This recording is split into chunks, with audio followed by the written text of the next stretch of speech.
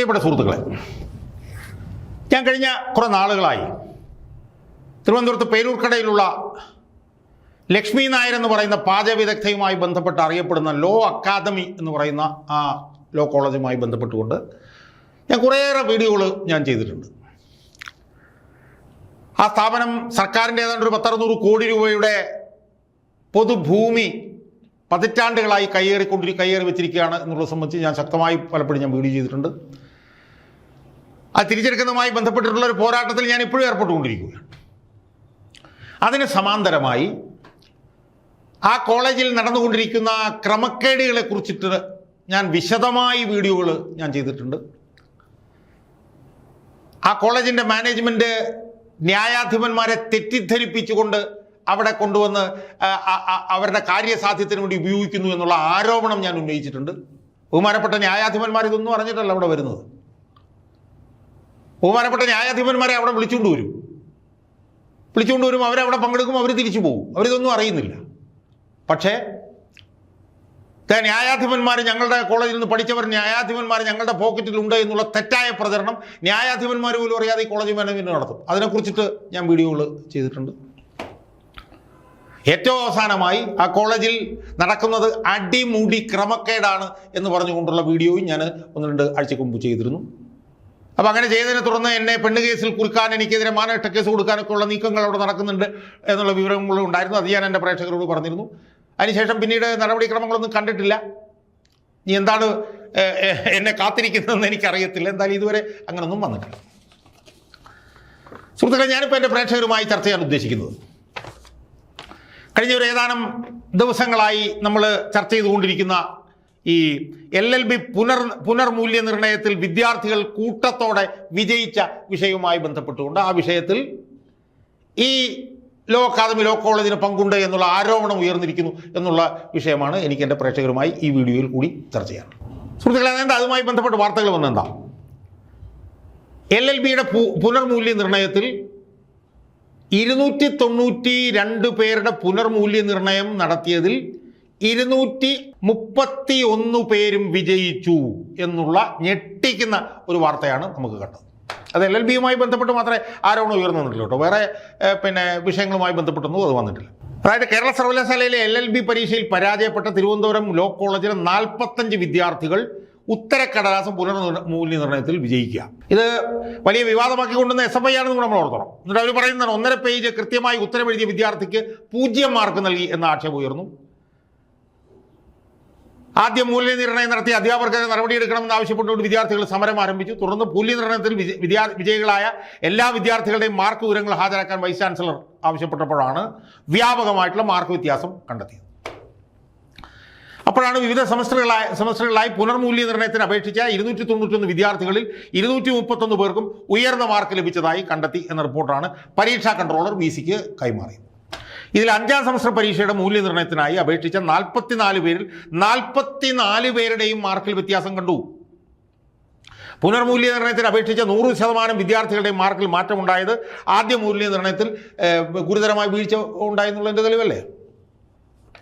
എന്ന് മാത്രമല്ല, പുനർമൂല്യനിർണ്ണയത്തിൽ 10% മുതൽ 50% വരെ മാർക്കിൻ്റെ വ്യത്യാസമാണ് വന്നിട്ടുള്ളത്. സർവകലാശാല ചട്ടപ്രകാരം 20%-ലധികം മാർക്ക് വ്യത്യാസം വന്നാൽ ആദ്യ മൂല്യനിർണ്ണയം നടത്തിയ അധ്യാപകരെ നടപടിയെടുക്കേണ്ടതാണ്. 20%-ലധികം വന്ന്, പക്ഷേ ഇവിടെ 50%-ലധികം. ഇത് സംബന്ധിച്ച് സിൻഡിക്കേറ്റിൽ റിപ്പോർട്ട് സമർപ്പിച്ചെങ്കിലും ആദ്യ പുനർമൂല്യനിർണ്ണയം നടത്തിയവർക്ക് നടപടിയെടുക്കാൻ പഴയ സിൻഡിക്കേറ്റ്, CPMൻ്റെ സിൻഡിക്കേറ്റ് തയ്യാറായില്ല എന്നുള്ള ആക്ഷേപം ഉണ്ടായിട്ടുണ്ട്. അപ്പോൾ ഇതിൻ്റെ ഗൗരവം കണക്കിലെടുത്ത് പുനർമൂല്യനിർണ്ണയം നടത്തിയിട്ടുള്ള എല്ലാ ഉത്തരക്കടലാസുകളും അടിയന്തരമായി സീൽ ചെയ്ത് പരീക്ഷാ കൺട്രോളറുടെ കസ്റ്റഡിയിൽ വെക്കാൻ വേണ്ടിയിട്ട് VC പറഞ്ഞിട്ടുണ്ട്. ഇതാണ് ഇപ്പോൾ നടന്നിരിക്കുന്നത്. ഇപ്പം ഈ വന്ന വിവാദമായിട്ടുള്ള പുനർമൂല്യനിർണ്ണയവുമായി ബന്ധപ്പെട്ടുകൊണ്ടുള്ള ഈ പേപ്പറുകളൊക്കെ പുനർമൂല്യനിർണ്ണയം നടത്താനായിട്ട് നിയമവിദഗ്ധരായിട്ടുള്ള അധ്യാപകരെ തന്നെ ചുമതലപ്പെടുത്തും എന്നുള്ള വാർത്തയും ഇന്ന് മനോരമയിൽ വന്നിട്ടുണ്ട്. സുഹൃത്തുക്കളെ, ഇതിൽ കൃത്രിമം ഉണ്ട് എന്നുള്ളത് വളരെ വ്യക്തമല്ലേ? പുനർമൂല്യനിർണ്ണയത്തിന് എഴുതിയിട്ടുള്ള പിള്ളേരെല്ലാവരും ജയിക്കുന്നു. 44 പിള്ളേരിൽ 44 പിള്ളേരും ജയിക്കുന്നു. 20 മുതൽ 50% വരെ മാർക്ക് വർധന കിട്ടുന്നു. അപ്പോൾ ഇതിനകത്ത് എന്തൊക്കെയോ എവിടെയൊക്കെ ചീഞ്ഞു നാറുന്നുണ്ട് എന്നുള്ളത് വളരെ വളരെ വ്യക്തമാണ്. ഞാൻ ഇതിനു മുമ്പ് ചെയ്ത എൻ്റെ ഒരു വീഡിയോയിൽ ഞാൻ പറഞ്ഞിരുന്നു, LLBക്ക് മാത്രം പരീക്ഷാ പേപ്പർ വാല്യൂ ചെയ്യുന്നത് വീട്ടിൽ കൊണ്ടുപോയിട്ടുള്ളതാണ് എന്ന് ഞാൻ അവിടെ സൂചിപ്പിച്ചു. മറ്റുള്ള ഒരു സ്ട്രീമിലും അങ്ങനെയല്ല. മറ്റുള്ള സ്ട്രീമിലെല്ലാം കോമൺ ആയിട്ടാണ് പേപ്പർ നോക്കുന്നതെങ്കിൽ LLBയുടെ പേപ്പർ മാത്രം വീട്ടിൽ കൊണ്ടുപോയി വാല്യൂ ചെയ്യും. അത് തന്നെ വളരെ ദുരൂഹമല്ലേ? അപ്പോൾ അതിലും ഈ ലോ കോളേജ് എന്ന് പറയുന്ന സ്ഥാപനത്തിൻ്റെ ഒരു സ്വാധീനമുണ്ടോ എന്നുള്ള സംശയം ഞാനന്ന് ഉന്നയിച്ചിരുന്നു. ഇപ്പം ഈ പുനർമൂല്യനിർണ്ണയത്തിൽ വന്നിട്ടുള്ള ഈ കുഴപ്പങ്ങളുമായി ബന്ധപ്പെട്ട് പരിശോധിച്ചപ്പോഴത്തേക്ക് മനസ്സിലായ എന്താണെന്നറിയോ സുഹൃത്തുക്കളെ? ഈ LLBയുടെ ചോദ്യ പേപ്പറുകൾ പരീക്ഷയ്ക്ക് 2 ദിവസം മുമ്പ് ബന്ധപ്പെട്ട കോളേജുകളിലേക്ക് എത്തിക്കും. അതാണ് ഇതുവരെ നടന്നുകൊണ്ടിരുന്നത്. അപ്പോൾ അങ്ങനെ എത്തിക്കുന്ന ചോദ്യ പേപ്പറുകൾ ബന്ധപ്പെട്ട കോളേജുകളിൽ നേരത്തെ പൊട്ടിക്കുന്നുണ്ടോ എന്നുള്ളൊരു സംശയം ഇപ്പോൾ ഉയർന്നിട്ടുണ്ട്. കാരണം അത് 2 ദിവസം മുമ്പ് കൊടുത്തയക്കുന്നതാണ്. അത് പൊട്ടിക്കില്ല എന്നുള്ളത് യൂണിവേഴ്സിറ്റിക്ക് എങ്ങനെ അറിയാൻ പറ്റും? ആ ഒരു സംശയം ഇപ്പോൾ ഉയർന്നിട്ടുണ്ട്. ആ ഒരു സംശയം ഉയർന്നതിനെ തുടർന്ന് ക്വസ്റ്റ്യൻ പേപ്പർ പരീക്ഷയുടെ അരമണിക്കൂറോ 3/4 മണിക്കൂറോ മുമ്പ് പരീക്ഷാ കേന്ദ്രങ്ങളിൽ ഓൺലൈനായിട്ട് എത്തിക്കുമെന്നും ആ ഓൺലൈനായിട്ട് എത്തിക്കുന്നതിനെ തുടർന്ന് അത് ഹൈസ്പീഡ് ഇങ്ങനെ DTP യന്ത്രങ്ങൾ സ്ഥാപിച്ചുകൊണ്ട് 3/4 മണിക്കൂറിനുള്ളിൽ അത് പെട്ടെന്ന് ഫോട്ടോ കോപ്പി എടുത്ത് വിതരണം ചെയ്യണം എന്നും സർവകലാശാല തീരുമാനിക്കുന്നു. സിൻഡിക്കേറ്റ് സർവകലാശാല തീരുമാനിക്കുന്നു. സ്വാഭാവികമാണല്ലോ, അത് ഫുൾ പ്രൂഫായിട്ടുള്ളൊരു മെക്കാനിസമാണ്. അപ്പം നേരത്തെ ക്വസ്റ്റ്യൻ പേപ്പർ കോളേജുകളിലേക്ക് കൊണ്ടുവന്ന് അവിടെ തുറക്കുന്നു എന്നുള്ള ആരോടും പിന്നെ ഉണ്ടാവില്ലല്ലോ. എന്നാൽ അത്ഭുതകരമായി നമുക്ക് തോന്നിയൊരു കാര്യം എന്താണെന്നറിയാമോ? ഈ സംവിധാനം വന്നതോടുകൂടി ലോ കോളേജുകളിലേക്ക് പ്രിൻസിപ്പാളന്മാർ അവരങ്ങ് വല്ലാതെ അജിറ്റേറ്റഡും വയലൻറ്റുമായി. ഞാൻ മനസ്സിലാക്കിയത് ഇതിങ്ങനെ ഓൺലൈനിൽ കൊണ്ടുവന്നിട്ട് ഹൈസ്പീഡ് DTP മെഷീൻസ് ഉപയോഗിച്ചുകൊണ്ട് പരീക്ഷയ്ക്ക് തൊട്ടു മുമ്പ് ഇത് കോപ്പി എടുത്താൽ മതിയെന്നും പറഞ്ഞ തീരുമാനത്തിനെതിരെ ലോ അക്കാദമിയിലെയും തിരുവനന്തപുരം ലോ കോളേജിലെയും ഉൾപ്പെടെയുള്ള പ്രിൻസിപ്പാളന്മാർ കേരള സർവകലാശാലയിൽ ചെന്ന് അവർ വലിയ പ്രശ്നം അവിടെ ഉണ്ടാക്കിയെന്നാണ് ഞാൻ കേൾക്കുന്നത്. ലോ അക്കാദമിയുടെ പ്രിൻസിപ്പാൾ, അതുപോലെ തന്നെ ലോ കോളേജിലെ പ്രിൻസിപ്പാൾ, ഒരു വനിതയാണിപ്പോൾ. അവരും ലോ അക്കാദമിയിൽ നിന്ന് തന്നെയാണ് പഠിച്ച് അവർ പാസ്സായി. ഞാൻ മനസ്സിലാക്കുന്നത് LLB ലോ അക്കാദമിയിൽ നിന്നാണ് അവരും പാസ്സായിട്ട്. അവരെല്ലാവരും ചെന്നിട്ട് സർവകലാശാലയോട് പറയാം അത് പറ്റില്ല, ഓൺലൈൻ വന്നു കഴിഞ്ഞാൽ ആ വലിയ പ്രശ്നങ്ങളുണ്ടാക്കും. ഞങ്ങൾക്ക് ചോദ്യ പേപ്പർ 2 ദിവസം തന്നെ ഞങ്ങൾക്ക് കോളേജുകളിലേക്ക് എത്തിക്കണമെന്നാണ് ഈ പ്രിൻസിപ്പാളന്മാരുടെ ആവശ്യം. എങ്ങനെയുണ്ട് സുഹൃത്തുക്കളെ? അപ്പം കേരള സർവകലാശാലയിലെ തലമുതിർന്ന സിൻഡിക്കേറ്റ് മെമ്പറായിട്ടുള്ള RS ശശികുമാർ സാറ് പറഞ്ഞായിട്ടാണ് ഞാൻ മനസ്സിലാക്കുന്നത്. നിങ്ങൾ 2 DTP മെഷീനും കൂടെ മേടിച്ചു വെച്ചോ, ഓരോ കോളേജിൽ 2 DTP മെഷീനും കൂടെ മേടിച്ചു വെച്ചോ. എന്നിട്ട് സമാന്തരമായി നിങ്ങൾ ചോദ്യ പേപ്പറുകൾ പ്രിൻ്റ് ഔട്ട് എടുത്ത് വിതരണം ചെയ്തു. അപ്പോൾ പിന്നെ പ്രശ്നമില്ലല്ലോ. അങ്ങനെ പറഞ്ഞെങ്കിലും ഈ ലോ അക്കാദമിയിലെ ലോ കോളേജിലെ ഒന്നും പ്രിൻസിപ്പാളന്മാർക്ക് അത്ര അങ്ങോട്ട് സൂചിച്ചിട്ടില്ല. അവർക്ക് ഇപ്പോഴും ചോദ്യക്കടലാസ് 2 ദിവസം മുമ്പ് തന്നെ അവരുടെ കോളേജിൽ കിട്ടണം. എന്തിനാണ് അവരിങ്ങനെ വാശി പിടിക്കുന്നത്? എനിക്ക് എത്ര ആലോചിച്ചിട്ട് എനിക്ക് മനസ്സിലാവുന്നില്ല. ഞാനിപ്പോൾ മനസ്സിലാക്കിയത് ഈ ലോ അക്കാദമിയിൽ ഈ സപ്ലിമെൻ്ററി പരീക്ഷ എഴുതാൻ വേണ്ടിയിട്ട് പ്രത്യേക ഒരു മുറി ഉണ്ടെന്നാണ് പറയുന്നത്. ആ മുറിയുടെ നമ്പർ ഏതാണെന്നൊക്കെ ഞാൻ മനസ്സിലാക്കിയിട്ടുണ്ട്. ആ മുറിയിലാണ് ഈ കോപ്പിയടി ഇതുപോലുള്ള കാര്യങ്ങളൊക്കെ നടക്കുന്നതെന്നാണ് എനിക്ക് വിവരം കിട്ടിയിട്ടുള്ളത്. ഒരു പ്രത്യേക മുറിയിലാണ് അത് നടക്കുന്നത്. അപ്പോൾ സുഹൃത്തുക്കളെ, ഞാനൊരു കാര്യം പറയാം. ഈ പുനർമൂല്യനിർണ്ണയമൊക്കെയായി ബന്ധപ്പെട്ടുകൊണ്ട് വലിയൊരു റാക്കറ്റ് പ്രവർത്തിക്കുന്നുണ്ട് എന്നുള്ള കാര്യത്തിൽ ആരും തർക്കവുമില്ല. അത് ലോ അക്കാദമി എന്ന് പറഞ്ഞിട്ടുള്ള ഈ കോളേജിന് ബന്ധമുണ്ടാകാനുള്ള സാധ്യത വളരെ വലുതാണെന്നാണ് എനിക്ക് സൂചിപ്പിക്കാനുള്ളത്.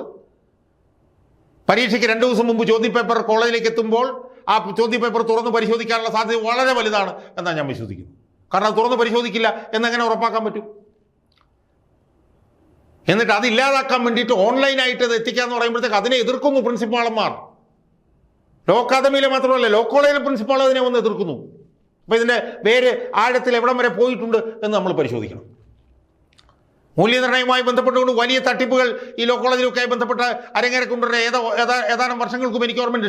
ഷെർലി രാജൻ എന്ന് പറഞ്ഞൊരു പെൺകുട്ടി, നന്നായി പഠിക്കുന്നൊരു പെൺകുട്ടിയായിരുന്നു. 1-2 വിഷയത്തിനോ മറ്റോ ദയനീയമായി തോറ്റു കഴിഞ്ഞ് റീവാലുവേഷൻ കൊടുത്തു. റീവാലുവേഷൻ കൊടുത്തപ്പം തോൽപ്പിച്ചത് അന്ന് ഒരു CPM-മായി ബന്ധമുള്ള ഒരു അധ്യാപകനായിരുന്നു അതിൻ്റെ പുറകിൽ പ്രതിയായിട്ടുണ്ട്. അധ്യാപകൻ നിർഭാഗ്യവശാൽ പിന്നീട് അന്തരിച്ചു. ആ തോറ്റ ഉത്തരക്കടലാസുകൾ തൃശ്ശൂർ ഗവൺമെൻറ് കോളേജിലോ ലോ കോളേജിലോ മറ്റോ റീവാലുവേഷൻ ചെയ്യുന്നപ്പോഴേക്കും ഈ അധ്യാപകൻ അവിടെയും ബന്ധപ്പെട്ടിട്ട് അവരെ ജയിപ്പിക്കരുത് എന്നാവശ്യപ്പെട്ടതായിട്ടാണ് നമുക്ക് മനസ്സിലാക്കുന്നത്. എന്തായാലും അവിടുന്ന് റീവാലുവേഷനിൽ അവർ ജയിച്ചില്ല. അങ്ങനെ ഈ ഷെർലി രാജൻ എന്ന് പറഞ്ഞ സ്ത്രീ ഹൈക്കോടതിയിൽ പോയി. ഹൈക്കോടതിയിൽ നിന്ന് അവർ ഉത്തരവ് മേടിച്ചു. എന്ത്?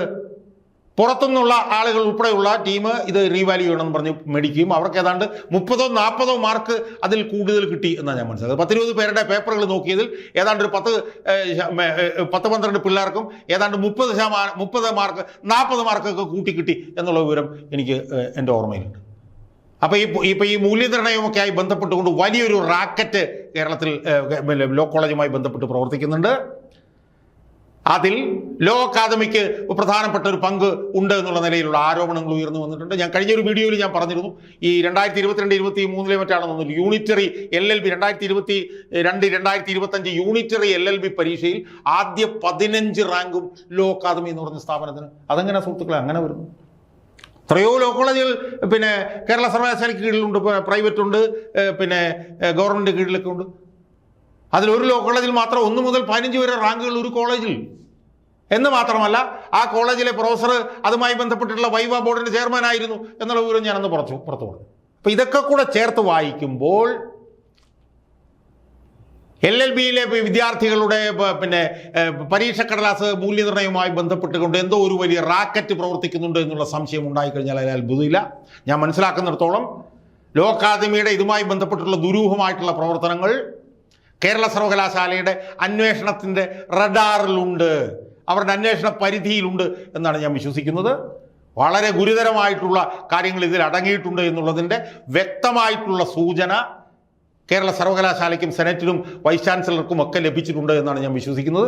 അതിൻ്റെ കൂടുതൽ വിവരങ്ങൾ അധികം താമസിക്കാതെ പുറത്തു വരും എന്നാണ് ഞാൻ വിശ്വസിക്കുന്നത്. എന്തായാലും നിയമവിദഗ്ധരായിട്ടുള്ള നിയമാധ്യാപകരുടെ നേതൃത്വത്തിൽ ഈ ഉത്തരക്കടലാസുകൾ പുനർമൂല്യനിർണ്ണയം നടത്തി കഴിയുമ്പോൾ ഇത് ഏത് റാക്കറ്റാണ് ഇവിടെ പ്രവർത്തിച്ചത്, ഏത് ലോ കോളേജാണ് ഇതിൻ്റെ പുറകിലുള്ളത് എന്നൊക്കെയുള്ള വിവരങ്ങൾ അധികം താമസിയാതെ ഏതാനും ആഴ്ചകൾക്കുള്ളിൽ തന്നെ പുറത്തു വരും എന്നാണ് ഞാൻ ഉറച്ച് വിശ്വസിക്കുന്നത്.